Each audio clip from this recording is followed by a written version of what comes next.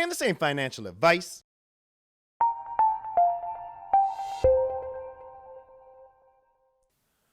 Charles Hoskinson. Exposed.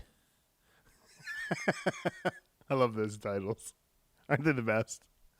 They're like, your local nail salon's exposed. What? I'm going to tell you all the things I know about Charles Hoskinson and expose him for who he is.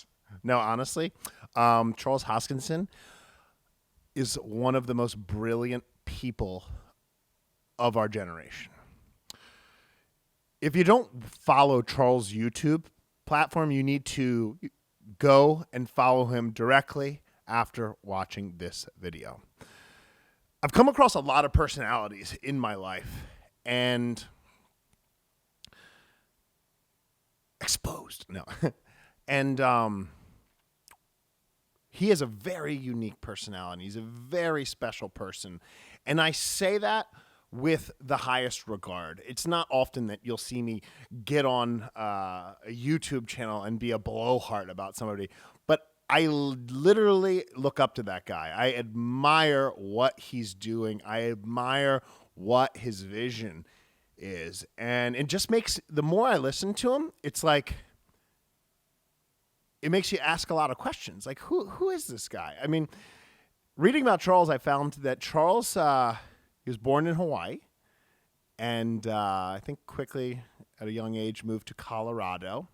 He comes from a family of doctors. This is a house of learned doctors. Name that movie below. You're not a doctor. You're a fat idiot.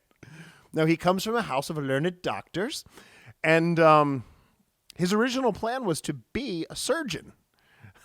When I read that, I was like, oh, I hope he wasn't going to be a plastic surgeon. Could you imagine if somebody like threw away a grand vision to be doing boob jobs out in Beverly Hills?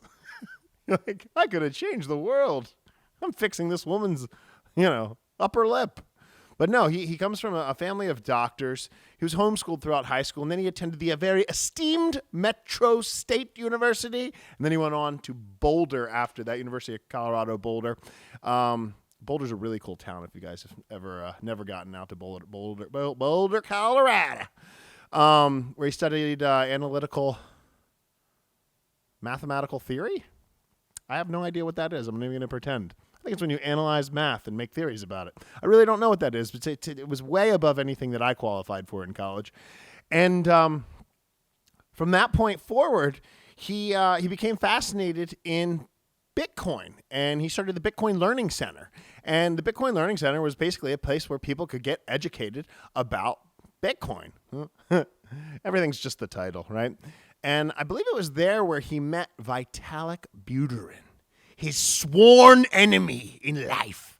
And I will chase you to the ends of the earth, Vitalik. And so that's where we met Vitalik, and the Ethereum project started. The Ethereum project is really interesting because Vitalik has been quoted to say he thought Ethereum was only going to last him the summer until he went back to school. But after he gave a really, really prominent, famous speech now down in Miami, it just took off, and it basically took over his life. So that was Charles' first baby, ultimately, was Ethereum. And for a while, he was the CEO. He's also one of the co-founders of the Ethereum project. So, Ethereum, what happened? Why didn't Charles stay? Well, I think there was a lot of disagreements about venture capital and governance features. And that's what we're seeing with Cardano. That's what we're seeing with Cardano as far as governance being built into the platform so that it is a self-governing system, and the system can govern itself when Ethereum doesn't really have that. And I think he saw a lot with Bitcoin that a lot of the infighting that has gone down with Bitcoin has really hampered its evolution. Charles, to me, is a modern-day Steve Jobs, quite frankly. He has that vision. He's a business genius. He surrounds himself with legends. Vitalik, he's more of like the Bill Gates. And I truly believe Cardano and Ethereum are going to go down in history like Microsoft and Apple. And I don't think either product is going anywhere. I mean, Ethereum broke all-time highs today. Visa signed up. But I don't think Cardano is going anywhere either. And if you're part of the Cardano community, you know we ain't going out without a fight. Because we in the Cardano community, we post the spiciest memes. You know that if you're in our Telegram group. Oh, it's spicy. You need some Pepto-Bismol. It's so spicy, the memes. You can't take too many at once. Ethereum people, they get all serious, and they take everything so seriously. They have no sense of humor. The Cardano people, they're good people. Come to the Telegram. Show me your spiciest meme. So after Charles left Ethereum, he took a 6-month sabbatical, and he went and I think he just kind of reflected on the whole situation. I think for a while he was contemplating going back into mathematics, and then somebody from IOHK approached him, and IOHK, if you're not familiar with it, it's an engineering company that builds blockchains, and that's ultimately what started Cardano. What else did Charles do? He did something really interesting. Originally, early on, he was part of Invictus, and Invictus is actually a company that Charles was a part of. I think he started it, and he launched BitShares, which was a Dan Larimer project. We all know how Dan Larimer projects go. It's funny, like all these people, they all start out as friends, and they're like, we're going to change the world, and then real money starts getting involved, and like the knives come out. And it's like, oh, you are going to die. So Charles is a visionary, and the world gives us few visionaries in life. People I think are visionaries. Elon Musk is a visionary. Charles Hoskinson is a visionary. I would even say Vitalik Buterin is a visionary. Satoshi Nakamoto is a visionary. Thomas Edison, Nikolai Tesla. These are visionaries. These are people who want to change the world. And that was one of the reasons Charles didn't become a doctor. Because he said, look, in your entire career, you might work with 5,000 people. And he wanted to do something where he could work with a lot more people on a lot larger level and change the world in a much more impactful way than just a small sample size of people.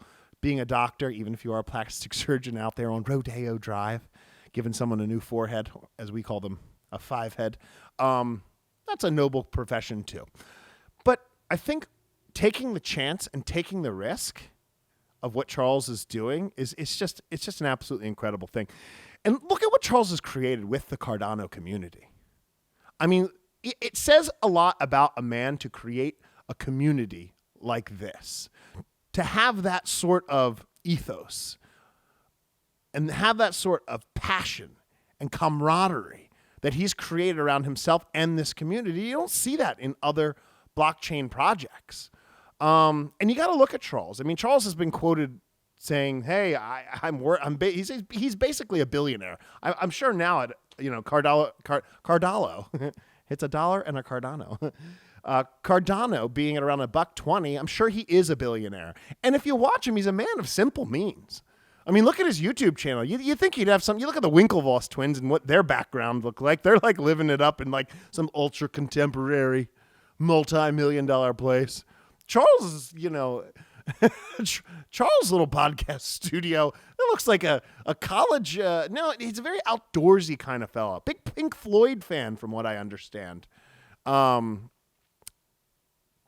Which is cool. That's cool points. He said he thinks he would have had more friends in high school if he had discovered Pink Floyd. Look. He's a man of simple means, from everything I can tell. Charles' goal in life is not to drive a Lamborghini. Okay, Charles' goal in life is not to go stay at the St. Regis Hotel in New York. Charles likes to get out into nature. I think he's a bit of a nature boy, and that's what's so interesting. And he's not somebody who needs a lot to be happy, from what I can take in. And he's here, put on this planet, in my opinion, to help the world. And I support him. And I don't support many people publicly the way that I support that guy. But I believe in his vision, and I know all you people out there watching this, you believe in his vision too. Or at least, I don't know, 98% of you. Whatever you can tally up the score. I love when I get like 600 likes and then I have like 13 dislikes. It's like, dude, if that was a soccer match, the referee would have called the game at halftime. Like, who are the 13 angry people? Silly. They're not part of the community. That's the larger point of that tangent. The Tanjo. So you're playing the Tanjo. So, folks, a little bit about Charles. Maybe I peppered in some stuff here that, you didn't know. And it's always interesting to learn more about the man behind the project that we're all so passionate about. If you know anything else about Charles that you think would be interesting, leave it in the comments below, because I'm very interested to know, like, what sort of life experiences shaped him. Now, I have exposed Mr. Hoskinson for who he is. Exposed. I hope you guys enjoyed the video. Getting late here. Leave a like, leave a comment, and if I don't see you, I'll see you on the internet. I'm out!